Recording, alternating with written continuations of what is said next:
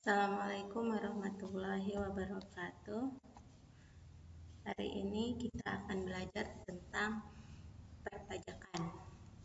Tapi sebelumnya, apa kabar semuanya anak-anak kelas 5 IPS 1 dan 2 SMA Terpadu Darul Amal? Semoga kabarnya baik semua ya, sehingga kita bisa belajar dan beraktivitas sebagaimana mestinya. KD yang akan kita pelajari yaitu KD 3.7 menganalisis perpajakan dalam pembangunan ekonomi. Indikator yang akan kita capai yang pertama adalah menjelaskan pengertian pajak, yang kedua menjelaskan fungsi, manfaat, dan tarif pajak, yang ketiga menjelaskan perbedaan pajak dengan pungutan resmi lainnya, yang keempat menjelaskan asas pemungutan pajak, dan yang kelima menjelaskan jenis-jenis pajak. Apa itu pajak? Pajak adalah iuran masyarakat kepada negara yang dapat dipaksakan, yang terutang oleh yang wajib membayarnya menurut peraturan umum undang-undang, dengan tidak mendapat prestasi kembali langsung dapat ditunjuk, dan yang gunanya adalah untuk membiayai pengeluaran-pengeluaran umum berhubungan tugas negara untuk menyelenggarakan pemerintah. Itu pengertian menurut Profesor Dr. PJ.A. Andriani. Sedangkan menurut Undang-Undang Nomor 28 tentang Ketentuan Umum dan Tata Cara Perpajakan, pajak adalah kontribusi wajib kepada negara yang terutang oleh orang pribadi atau badan yang bersifat memaksa berdasarkan undang-undang dengan tidak mendapat imbalan secara langsung dan digunakan untuk kepentingan negara bagi sebesar-besarnya kemakmuran rakyat. Menurut dua pengertian tersebut, dapat kita simpulkan bahwa ciri-ciri pajak itu ada 5. Yang pertama, iuran wajib negara. Jadi, wajib dibayarkan kepada negara. Yang kedua, bersifat memaksa. Karena tadi wajib, berarti sifatnya memaksa. Yang ketiga, dipungut berdasarkan undang-undang. Setiap ada pajak harus ada dasar undang-undangnya. Yang keempat, tidak mendapatkan balas jasa. Artinya di sini tidak mendapatkan balas jasa secara langsung.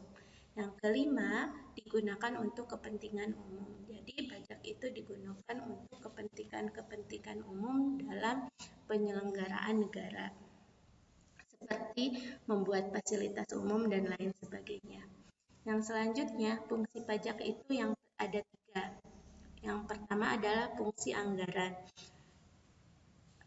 Seperti kita ketahui, kemarin kita sudah belajar tentang APBN, APBD. Apa itu APBN? Ada yang masih ingat? Ya, anggaran, pendapatan, dan belanja negara. Pendapatan negara dalam APBN itu ada 3 sumber utama. Yang pertama pajak, yang kedua pendapatan negara bukan pajak, dan yang ketiga adalah hibah. Kenapa pajak disebutkan yang pertama dalam APBN? Karena pajak itu mempunyai kontribusi yang paling besar di antara ketiga pendapatan tersebut.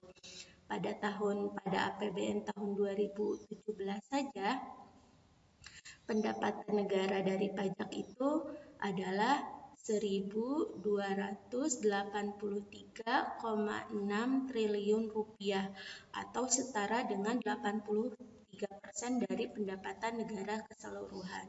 Jadi pajak ini sangat-sangat berpengaruh dalam keberlangsungan penyelenggaraan pemerintahan atau negara. Yang kedua adalah fungsi mengatur. Pajak digunakan sebagai alat untuk mengatur atau melaksanakan kebijakan negara dalam lapangan ekonomi dan sosial. Contohnya gini, ketika suatu harga itu naik dan dibatasi peredarannya, maka pemerintah akan menaikkan pajak barang tersebut. Tapi contohnya gini, kalau pemerintah ingin meningkatkan ekspor ke luar negeri, pemerintah tidak akan memberikan pajak yang tinggi terhadap barang tersebut. Biasanya barang-barang ekspor itu pajaknya itu 0. Yang ketiga adalah fungsi pemerataan atau distribusi. Karena tadi pajak itu sumber penerimaan negara yang hampir yang paling besar di antara ketiga penerimaan negara. Maka dalam fungsinya pajak itu berfungsi sebagai pemerataan, baik itu pemerataan pembangunan, difungsikan juga untuk pemerataan pendapatan. Kita lanjutkan. Pajak itu apa manfaatnya ya? Manfaatnya sangat banyak. Yang pertama adalah pajak digunakan untuk belanja pegawai meliputi ASN, TNI, dan polisi. Belanja di pegawai ini yang dimaksud di sini adalah pajak digunakan untuk menggaji ASN, TNI, dan polisi. Yang kedua, pembangunan sarana umum. Pembangunan sarana-sarana umum seperti apa? Jembatan, jalan, bandara, pelabuhan, dan lain sebagainya. Yang ketiga, sumber pembiayaan alat keamanan negara dengan tujuan menciptakan rasa aman bagi masyarakat. Contohnya, keamanan negara kita ini dijaga oleh TNI dan polisi. TNI, polisi itu memerlukan alat-alat seperti alutsista dan lain sebagainya. Pembiayaan pembelian alutsista ini itu dari pajak. Yang keempat, memberikan subsidi. Subsidi apa aja? Banyak, ada subsidi pupuk, subsidi listrik, dan lain sebagainya. Uang untuk subsidi itu dari mana? Dari pajak. Yang kelima, untuk membayar utang negara. Yang keenam, menyediakan fasilitas bantuan. Fasilitas bantuan ini seperti yang kita ketahui ini ketika corona seperti sekarang, banyak sekali bantuan-bantuan yang diberikan pemerintah untuk menstimulasi ekonomi dan juga kegiatan-kegiatan ekonomi. Contohnya ada BLT, ada UMKM, ada juga BSU, dan lain sebagainya. Yang ketujuh adalah menciptakan proyek lapangan kerja serta pembinaan dan penyertaan modal bagi usaha kecil dan menengah. Tadi seperti disebutkan, ada bantuan UMKM dan lain sebagainya. Yang selanjutnya, tarif pajak. Tarif pajak itu ada 4. Yang pertama, tarif pajak proporsional atau sebanding.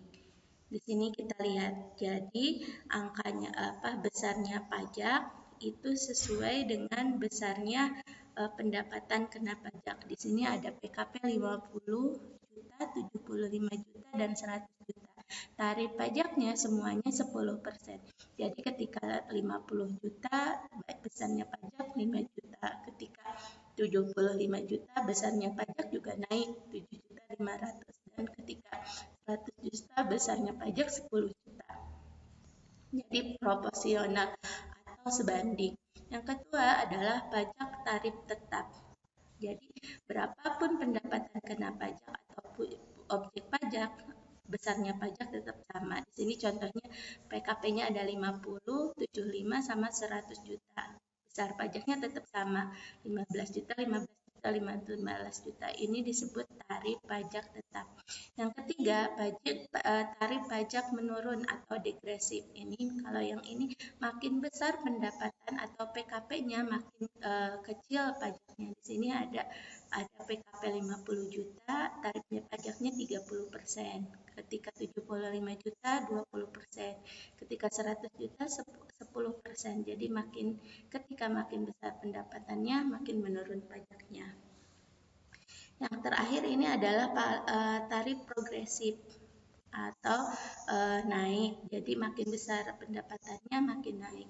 Tarif progresif itu yang paling kita sering rasakan itu ketika pajak kendaraan bermotor ya. Ketika satu orang mempunyai satu kendaraan bermotor, tarif pajaknya sesuai dengan aturan tarif pajaknya sama atau kecil. Tetapi ketika kita mempunyai kendaraan atas nama seseorangnya dan sama, itu ketika makin banyak kendaraannya, nanti makin tinggi pajaknya. Biasanya begitu, kena tarif pajak progresif.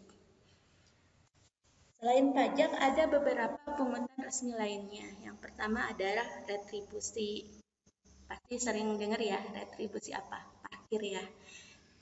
itu pungutan resmi kalau dilaksanakan oleh lembaga resmi. Selain parkir apa? Kalau kita pergi kemana ya? Ke objek wisata ya, itu juga kena retribusi. Yang kedua cukai. Cukai. Cukai itu adalah objeknya itu barang-barang yang diatur peredarannya biasanya kena cukai. Contohnya apa? Rokok gitu. Yang ketiga adalah bea masuk.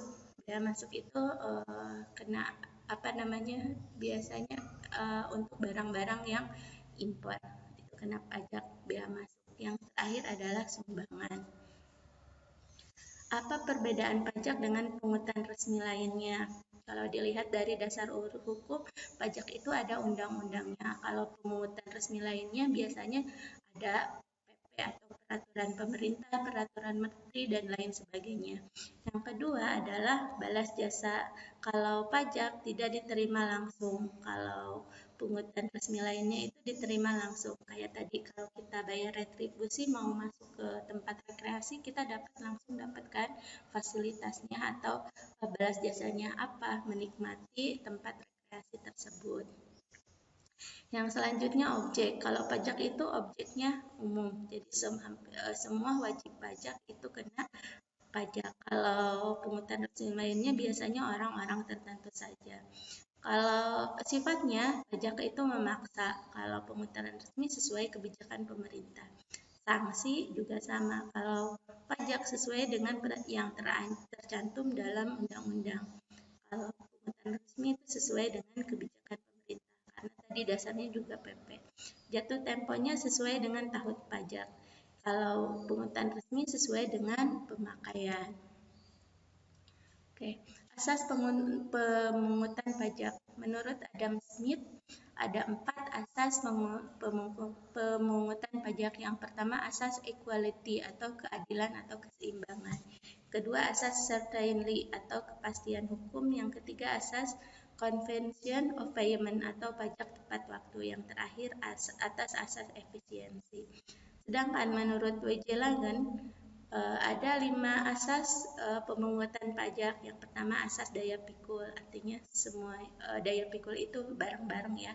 Yang kedua asas manfaat, yang ketiga asas kesejahteraan, yang keempat asas kesamaan, dan yang kelima asas beban.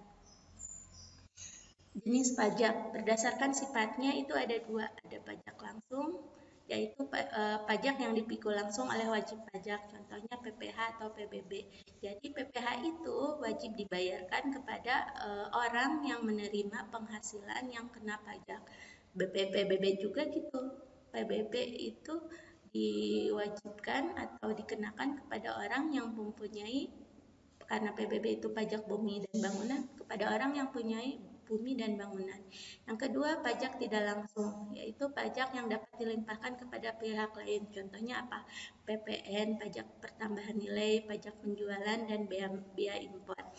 Ada yang menarik nih kalau kita bahas PPN. Mungkin kamu juga dengar dari berita bahwasanya sekarang itu kuota dan kuota pulsa dan pulsa listrik itu akan dikenakan pajak. Pajak apa tuh? Nanti kamu bisa cari tahu ya, yang kemarin diobrolin sama Ibu Sri Mulyani.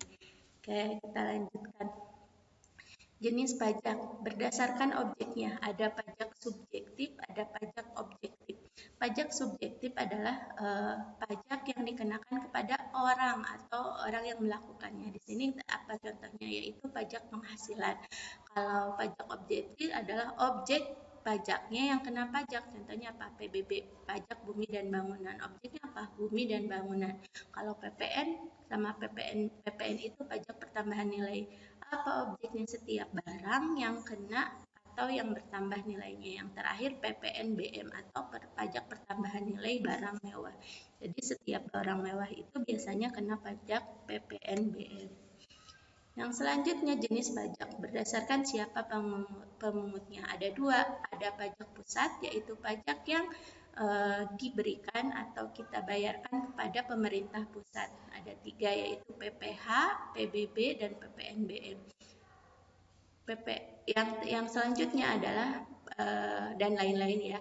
Yang kedua adalah pajak daerah atau pajak yang diberikan kepada pemerintah daerah. Contohnya pajak kendaraan bermotor, pajak reklame. Reklame itu apa, iklan yang biasanya dipasang di pinggir jalan ya. Yang selanjutnya pajak hotel dan restoran. Itu diterimanya oleh pemerintah daerah. Untuk minggu depan kita akan belajar menghitung PBB, PPN dan PPh. Oke.